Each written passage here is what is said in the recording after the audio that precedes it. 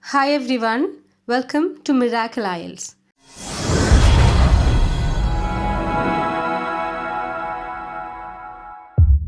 The online IELTS training platform using law of attraction. I'm Smita Mahin, life coach and language trainer. In this channel, I'll be giving you tips and techniques to ace your IELTS exam along with some practical applications of law of attraction which will make miracles in your IELTS exam. So please subscribe the channel. In the last video, we have discussed some percentages and their fraction to use in the academic task 1 of our IELTS exam. Those who didn't watch it, please go to the link in the description box. The video is added there. We discussed in that video that 75% has 3 quarters, right?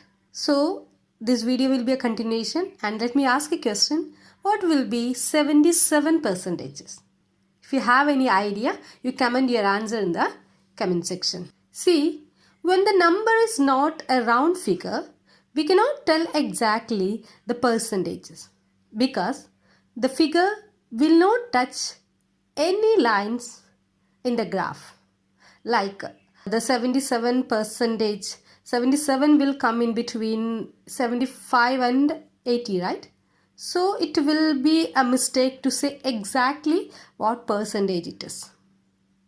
So in such situations, we can represent the fractions using the words like over, approximately, nearly, almost. These type of words we can use just before the figure, okay? For example, if the figure shows 77 percentages, we can denote it as just over 3 quarters. We have already said 77 is 3 quarters, right, in the last video. So 77 will come as, we can write it as just over 3 quarters or approximately 3 quarters. Because we cannot say exactly where the number is. So we are using just over, above 3 quarters or approximately. We are not saying what it is. We are not saying it as 77. We cannot say it. So I'll give you, this is the way, I'll give you some more examples, okay? 49% can be paraphrased as just under a half. Just under a half, because 50% is a half that we discussed last class. And we can use it as nearly a half. In these two ways you can use. So 49% we can paraphrase it as just under a half or nearly a half. So 32% will be almost a third. 24% will be just under a quarter. So this is a way to use this percentages, because the graph we cannot predict exactly what it is. We can if the number comes in between these round figures, we cannot predict what it is, if it is 77 or 78 or 79. So that's why we are using. So to make sure your score is very high, or to get a better score, you have to make use of these tips in your IELTS academic task 1. So now it is time for law of attraction tips.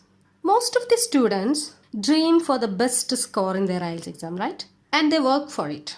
But deep inside their heart, there is a belief that they do not deserve this dream score, because they're always comparing their level of English as something as not good, or comparing with their past failures. They may be attempting for the 3rd time for IELTS. So this last 2 times they failed, right? So always they have a comparison with this last 2 failure experience. So they don't have a feeling that they deserve this score this time. Let me say, it is extremely important to have a deservedness feeling when you think about your dream score.